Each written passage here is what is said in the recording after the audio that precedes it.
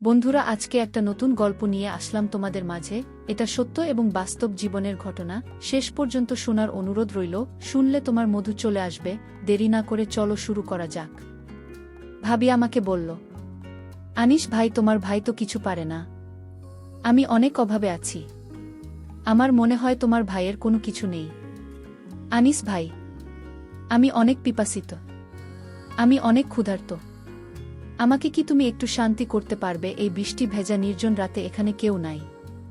আনিস ভাই, তুমি চাইলে আমাকে কিন্তু খুশি করতে পারো। আমি তোমার কাছ থেকে একটু সুখ পাওয়ার জন্য ব্যাকুল হয়ে আছি। ভাবি মুখ থেকে এরকম ধ্বনির কথা শুনে আমার ভিতরে থাকা শয়তানটা জেগে উঠতে শুরু করল। কিছুক্ষণ পর আমার ভিতরে থাকা শয়তানটা আমার অবলা ভাবির সাথে যা করল তা শুনলে বন্ধুরা তোমাদের মাথা ঘুরে যাবে। বন্ধুরা, গল্পটি অনেক অনেক ইন্টারেস্টিং। আশা করি তোমরা পুরো গল্পটা শুনবে, তাহলে তোমরা অনেক মজা পাবে। বন্ধুরা, তোমাদের নিকট আমার ছোট্ট একটি অনুরোধ, তোমরা দয়া করে আমার চ্যানেলটি সাবস্ক্রাইব করে আমাকে সাপোর্ট করবে। হ্যালো বন্ধুরা, আমার নাম আনিসুর রহমান, আনিস ছদ্মনাম। আমার বয়স 25। আজকে আপনাদের সাথে যে ঘটনাটা বলবো সেটা আমার সাথে কিছুদিন আগে ঘটে যাওয়া একটি সত্য ঘটনা। যার সাথে ঘটনাটি ঘটেছে তার নাম শাহানা। বয়স আনুমানিক 27 কি 28 হবে। সে দেখতে অনেক সুন্দরী, সুশ্রী। 27 কি 28 বছর বয়স হলে কি হবে, তার চেহারাটা দেখতে এখনো অনেক কিউট। সে ছিল পরমা সুন্দরী। তাকে যখন দেখতাম তখনই আমার মনের ভিতরে কেমন জানি শুরু হতো তাকে পাওয়ার আশায়। আমার মন সবসময় ব্যাকুল হয়ে থাকত, কিন্তু ভয়ে তাকে কিছু বলতে পারতাম না, কারণ সে নিজেই ছিল বাড়িওয়ালি। কোনো সমস্যা হলে তো আমাকে বাড়ি থেকে বের করে দেবে। তার জামাই ছিল বাকপ্রতিবন্ধী, অর্থাৎ বোবা। তার জামাইয়ের চেহারাটা ছিল চিকেন, একবারে লিকলিকে গাছের মতো। অর্থাৎ শাহানা ভাবি স্বামী হিসেবে যতটুকু প্রত্যাশা করেছিলেন, যতটুকু স্বপ্ন দেখেছিলেন, তার স্বামী তার ধারে কাছে নেই। তার মনে অনেক কষ্ট, কিন্তু সেই কষ্ট কাউকে কোনো দিন প্রকাশ করতে পারে নাই। শাহানা ভাবি না পারত তার সাথে মনের কষ্ট প্রকাশ করতে, না পারত মন খুলে কোনো কিছু বলতে, কারণ বোবা মানুষেরা সাধারণত কানে কম শোনে। শাহানা ভাবির কোনো কিছুর অভাব নাই। অভাব শুধু একটু ভালোবাসার, কারণ শাহান ভাবি যাকে বিয়ে করেছে সে ছিল একজন বাকপ্রতিবন্ধী। আর বিশেষ কিছু মুহূর্ত আছে সেখানেও সে ছিল একেবারে অমত।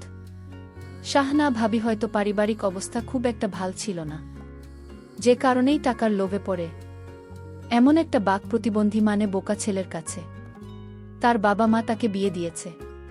তার স্বামী না বস্তুত তার মনে ভাষা না বুঝতে তার মনের দুঃখ। শাহানা ভাবি মানসিকভাবে খুব পেশাতেই ছিলেন।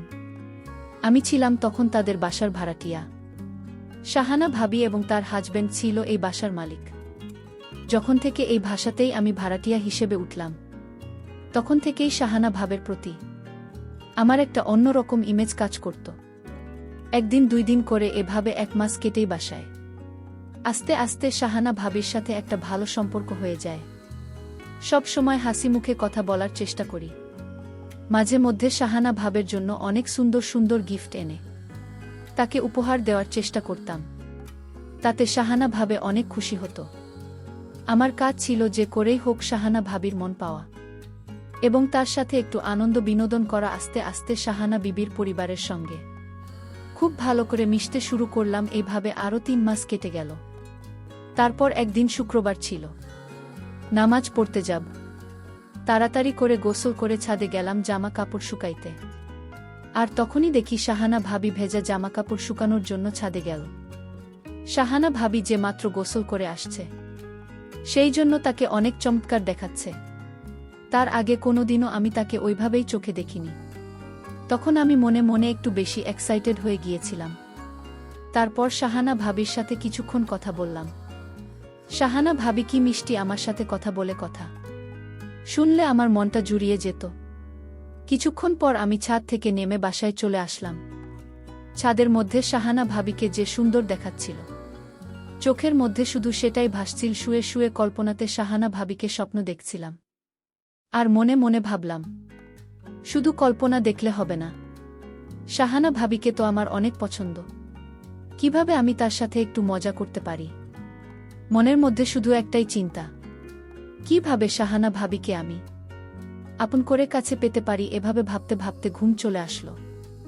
আর এদিকে আমি সুযোগ খুঁজতে থাকি। একদিন রাতের বেলা বাসায় ফিরলাম। আর কি যেন মনে করে শাহানা ভাবি রুমের দিকে গেলাম। আর শাহানা ভাবি রুমের দিকে একটু এগোতেই শুনতে পেলাম রুমের ভিতর থেকে কেমন যেন একটা অদ্ভুত অদ্ভুত শব্দ বাতাসে ভেসে আসছে। তারপর একটু কান পেতে শোনার চেষ্টা করলাম ভিতরে কি হচ্ছে। কান পেতে শাহানা ভাবের কথা শুনতে পেলাম। তখন শাহানা ভাবি তার স্বামীকে বলছে, তুই পারবি না, তে আমাকে বিয়ে করেছিলে কেন? কেন আমার জীবনটা এভাবে নষ্ট করলি? তোর কোনো কিছু নাই, তাহলে তুই রাস্তায় আগলে কেন? কেন বিয়ে করে আমার জীবনটাকে তুই তেজপাতা বানিয়ে দিয়েছিস? এইভাবে শাহানা ভাবে বলতে তার জামাইকে কথাগুলো শুনে আমার তখন খুব খারাপ খারাপ লাগছিল। কারণ শাহানা ভাবি তার স্বামীর কাছ থেকে কোনো কিছুই পায়নি, একমাত্র হতাশা আর গ্লানি ছাড়া। তারপর মনে মনে ভাবলাম, শাহানা ভাবিকে তো দেখছি ভালোই ক্ষুধার্ত, তার তো অনেক কিছুর অভাব, তাহলে তো একটা সুযোগ নেওয়াই যায়। মনে মনে ভাবলাম, সময় এবং সুযোগ বুঝে শাহানা ভাবিকে ঢিল মারতে পারলেই কাজ হয়ে যাবে। বিষয়টা ভাবতে ভাবতে আস্তে আস্তে রুমে চলে গেলাম। আমি অনেক ক্লান্ত ছিলাম, তাড়াতাড়ি ঘুমিয়ে গেলাম। পরে আমি সুযোগ খুঁজতে থাকি। তারপর আরেক দিন ছাদে পাইলাম শাহানা ভাবিকে। পরে তাকে চোখের ইশারায় অনেক কিছু বোঝাতে চাইলাম। সে বুঝতে পেরেছে কি না তা জানি না। তারপর আস্তে আস্তে শাহানা ভাবির কাছে গিয়ে বললাম, ভাবি কেমন আছেন? তারপর ভাবি বলল, জি আনিস ভাই, আমি অনেক ভালো আছি। আপনি কেমন আছেন? আমি বললাম, ভাবি জি আলহামদুলিল্লাহ, আমি অনেক ভালো আছি। পরে আমি ভাবিকে জিজ্ঞেস করলাম, ভাবি আপনাকে দেখে খুব হাস্যোজ্জ্বল মনে হয়, কিন্তু আপনার ভিতরে কেন জানি আমার মনে হচ্ছে আপনি অনেক কষ্টে আছেন, কিন্তু কাউকে বুঝতে দেন না। আমার কথা শুনে ভাবি বলল, আরে আনিস ভাই, আপনি কি বলছেন এসব? আমি খুব ভালো আছি, খুব সুখে আছি। আমি বললাম, না না ভাবি, আমি কিন্তু জানি আজকে রাতে তুমি ভাইয়ের সাথে কি করছো। আমি কিন্তু সব শুনেছি, তুমি কিন্তু ভাইয়ের সাথে মোটেও সুখে নাই। ইচ্ছে করলে ভাবি তুমি কিন্তু সুখে থাকতে পারো, তোমার জন্য আমার সকল দরজা খোলা। আমার কথা শুনে ভাবি একটা মুচকি হাসি দিলেন। তারপর আমি ভাবি হাসি দেখে বললাম, ভাবি হাসিটা খুব সুন্দর।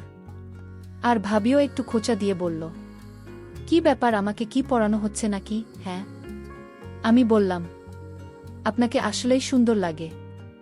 শাহানা ভাবে বলল, আসলে আমি সুন্দর? এতদিন তো বলো নাই। আমি বললাম, এতদিন সাহস পাই না। এই ভাবি শাহানা ভাবে বলল, ও আচ্ছা এই কথা। আমি বললাম, আপনার অনেক কিছুই ভাল লাগে আমার ভাবি। শাহানা ভাবে বলল, তাই বলতো দেখি কি কি ভালো লাগে। আমি বললাম, কিছু মনে করবেন না তো? তাহলে বলবো। শাহানা বলল, আরে হয় না, বলো, শুনতে ভালোই লাগছে। আমি বললাম, বলবো আরেক দিন। শাহানা ভাবে বলল, ওকে, আশায় থাকলাম। পরে আমি বাসায় চলে আসলাম আর সুযোগ খুঁজতে থাকলাম, কিভাবে কোথায় শাহানা ভাবিকে বসে আনা যায়।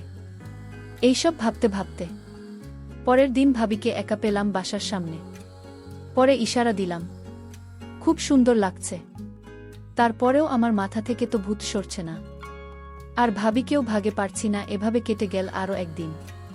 পরে একদিন তাদের বাসায় অনেক মেহমান আসলো, আমারও দাওয়াত দিল। পরে দুপুরের সময়মত খাইতে গেলাম, গিয়ে দেখি বাসায় অনেক মানুষ। পরে দাঁড়িয়ে রইলাম, আর শাহানা ভাবি আমাকে দাঁড়িয়ে রয়েছি দেখতে পেয়ে বলল, আরে আনিস ভাই, এই দিকে এসো, বাড়িতে অনেক মেহমান, তাদেরকে খাওয়া দাওয়া করাতে একটু হেল্প করো। আমি বললাম, আসছি ভাবি। বলেই আমি ভিতরে গেলাম, আর দেখলাম ভাবি খাবার বার্তা আছে। হঠাৎ আমার চোখ গেল ভাবের দিকে, আর চোখ সরাতে পারছি না, কোনো মতেই না। আমার চাহনি দেখে ভাবি একটা মুচকি হাসি দিল। এইভাবে আমি এদিন খাবার দাবার করে মেহমানদেরকে বিদায় দিয়ে চলে গেলাম বাসায়। পরের দিন ভাবি আমাকে ডাকল, আর তখন আমি লক্ষ্য করলাম ভাবির চোখের আগুনের মতো হয়ে আছে। কাছে যেতেই বলল, আনিস ভাই কেমন আছেন? আমি বললাম, ভালো আছি। আপনি কেমন আছেন? শাহানা ভাবে বলল, আমিও ভালো আছি। তারপর বলো, আর কি খবর তোমার? আমি বললাম, এই তো আছি বেশ ভালোই। শাহানা ভাবে বলল, তোমাকে একটা কথা বলি। রাখবা? আমি বললাম। ভাবি বলেন। কি বলতে চান? শাহানা ভাবে বলল, আমার না কথা বলার মতো কেউ নাই। আর আপনি তো জানেনই আমার স্বামী কথা বলতে পারে না, মানে বাক প্রতিবন্ধী। তুমি আমার বন্ধু হবে। আমি তো মনে মনে ভীষণ খুশি হইলাম। খুশি হয়ে আমি বললাম, হে, হতে পারে, কোনো সমস্যা নাই। তারপর থেকে আমি শাহানা ভাবির বন্ধু হয়ে গেলাম। প্রতিদিন তার সাথে আমার অনেক কথা হতো। আস্তে আস্তে আমরা এভাবে এগোতে এগোতে বন্ধুর চাইতেও আরও বেশি হয়ে গেলাম। একদিন শাহানা ভাবি আমাকে বলল, আনিস ভাই, আমার তো অনেক কিছুর অভাব। আপনার ভাই বাক প্রতিবন্ধী, সে তো কিছুই পারে না। আপনি যদি আমাকে একটু খুশি করতেন তাহলে আমার কাছে অনেক ভালো লাগতো। আমি বললাম, ভাবি, আপনি কি বলতে চাচ্ছেন? একটু ক্লিয়ার করে বলেন। তারপর ভাবি আমাকে বলল, ভাই আজকে রাত্রে আমাদের বাসায় আছেন, তাহলে সব বুঝতে পারবেন। আমি তো মনে মনে মহা খুশি, কারণ এত দেখছি মেঘনা চাইতেই জল। ভাবি আমাকে বলল, আনিস ভাই, তোমার ভাই তো কিছু পারে না। আমি অনেক অভাবে আছি। আমার মনে হয় তোমার ভাইয়ের কোনো কিছু নেই। আনিস ভাই, আমি অনেক পিপাসিত, আমি অনেক ক্ষুধার্ত। আমাকে কি তুমি একটু শান্তি করতে পারবে? এই বৃষ্টি ভেজা নির্জন রাতে এখানে কেউ নেই। আনিস ভাই, তুমি চাইলেই আমাকে কিন্তু খুশি করতে পারো। আমি তোমার কাছ থেকে একটু সুখ পাওয়ার জন্য ব্যাকুল হয়ে আছি। ভাবি মুখ থেকে এরকম ধরনের কথা শুনে আমার ভিতরে থাকা শয়তানটা জেগে উঠতে শুরু করল। ওমা, হঠাৎ করে দেখি ভাবিনি যে আমার সাথে কেমন জানি আচরণ করতে শুরু করল। আমি তো ভাবি আচরণ থেকে পড়ে অবাক। ভাবে এরকম আচরণ দেখে আমার অবস্থা আরও খারাপ হয়ে যেতে লাগল। তারপর বন্ধুরা ভাবি আমাকে শেষ পর্যন্ত এমন অবস্থা করেছিল যা আমার পরিপূর্ণ নিয়ন্ত্রণের বাইরে চলে গিয়েছিল। নিয়ন্ত্রণ হারিয়ে তারপর ভাবি আর আমি হারিয়ে গেলাম অন্য এক দুনিয়ায়, যেখানে শুধু সুখ আর সুখ। পৃথিবীতে যদি সুখের রাজ্য থাকে, আমার মনে হয় তাহলে সেটাই যেখান থেকে ফেরত আসতে মন চায় না। তারপরেও প্রকৃতির নিয়মে কিছুক্ষণ চলার পরেই সেই সুখ আর চিরন্তন হয় না, সেটা নষ্ট হয়ে যায়। আবার মানুষ স্বাভাবিক অবস্থায় চলে আসে। সেই সুখটা সব সময় থাকে না, একটা পর্যায়ে এসে নষ্ট হয়ে যায়। আমার অবস্থা তাই হয়েছিল। ভাবি অনেক খুশি হয়েছিল আমার সেই মহাজগে বন্ধুরা। তারপর থেকেই 3 থেকে 4 মাস আমার তার সাথে এরকম পরিস্থিতি হয়েছিল। আমি খুব সুখে ছিলাম, খুব আনন্দ পেয়েছিলাম। বন্ধুরা সময়টা ছিল আমার কাছে খুবই আনন্দখান, স্মরণীয়, স্মৃতিযোগ্য। বন্ধুরা, গল্পটি তোমাদের কেমন লাগল অবশ্যই কমেন্ট করে জানাবে। বন্ধুরা, আজকে এই পর্যন্তই। আবারও আসব তোমাদের মধ্যে নতুন কোনো গল্প নিয়ে।